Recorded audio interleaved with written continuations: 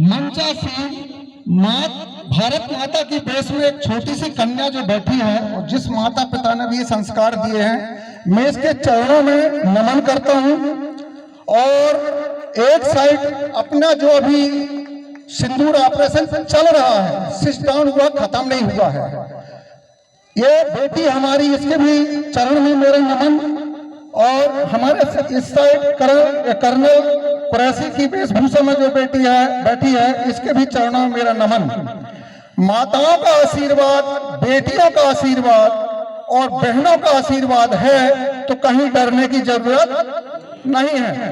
और जो हमारी जीवन संगिनी होती है वो हमारे साथ है, तो फिर काल से भी डरने की जरूरत नहीं है।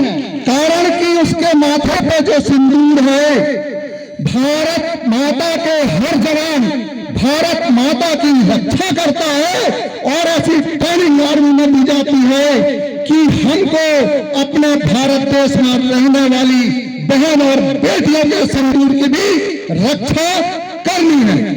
26 जो हमारे नायक पर्यटक गए थे, उनको निहत्तों के ऊपर कायरतापूर्ण हमला करके जो हमारी बहनों का सिंदूर उजाड़ा था।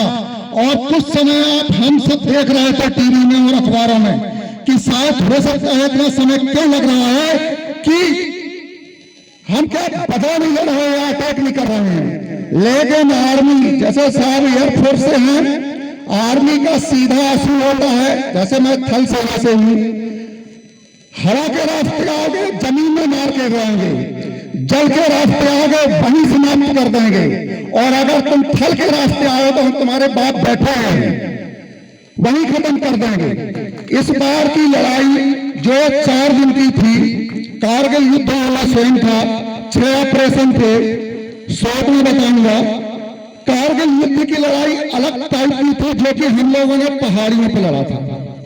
धोखा करके यहाँ समझौता एक्सप्रेस चलाई जा रही थी और वो धोखा देकर के जहरीले सर्प ऊपर बैठे हुए थे और वहां से अपना जहर छोड़ना शुरू किए थे। लेकिन वो जीते नहीं, चूंकि मंत्र हम लोगों के पास है। यहाँ सफेदा पकड़ने वाले भारत देश में बहुत है। तो जब मंत्र छोड़ा तो उनकी मुंडी को कुचल दिया।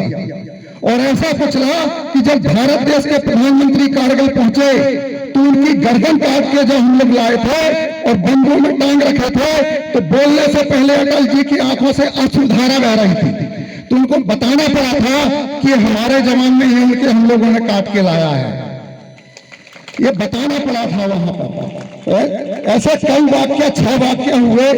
डरने की बिल्कुल जरूरत नहीं है।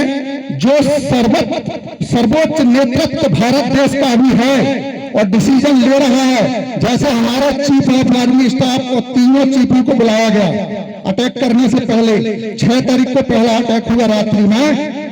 अभी कल जो इसमें से मानस भवन में थे तो जनरल PS शेखावत साहब ने क्लियर बताया कि मैंने DGM को डायरेक्ट फोन किया था। उन्होंने बताया कि क्या क्या हुआ था। मोदी जी ने बोला कि ऑपरेशन का नाम क्या रखें, मंगलसूत्र रखें या सिंदूर रखें।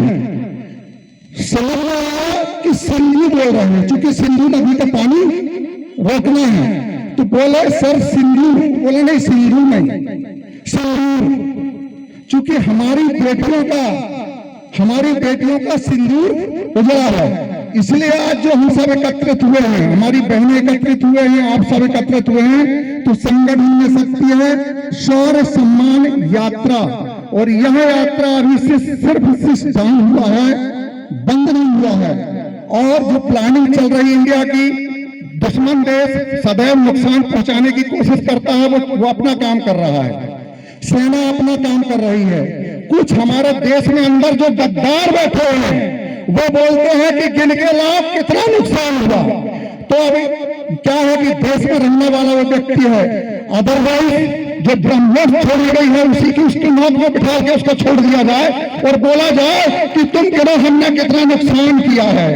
11 एयरबेस 18 में से 11 एयरबेस दुश्मन के ध्वस्त किए गए हैं, बगैर नुकसान के 100 किलोमीटर तक मारा है। इसके बाद में आपके नौ ठिकाने दुश्मन के बर्बाद कर दिए गए हैं। और हमारे देश की सेना का या हमारे देश के शीर्ष नेतृत्व का कभी भी निर्दोष को मारने का कोई भी ऐसा मंशा नहीं होती है, लेकिन जो भारत देश के ऊपर आग उठाएगा वो मिट्टी में ही मिलाया जाएगा।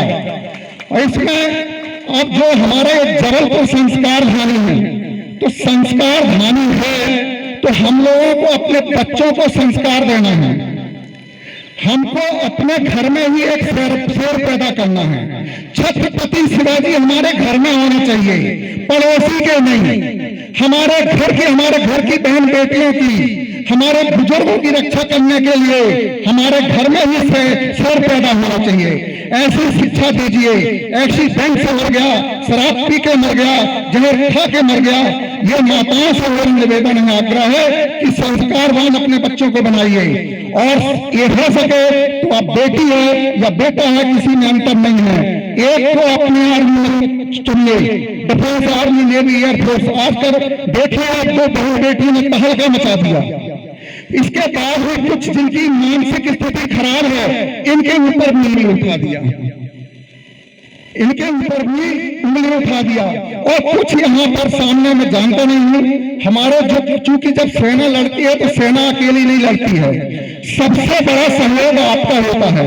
जैसे कल मेरी क्या कहना चाहिए कि कारगिल युद्ध का एक वाक्य ताजा हो गया कि एक कर्नल साहब उसमें बैठे थे मेरी अग्रिम सीट में, और उनको जब वो मेरे को पलट के देखे तो हम दोनों ऑपरेशन शुरू कर रहे थे, देखे तो वो कैप्टन ओम प्रकाश शर्मा मेरे साथ थे, वो मेरे गले लग गए।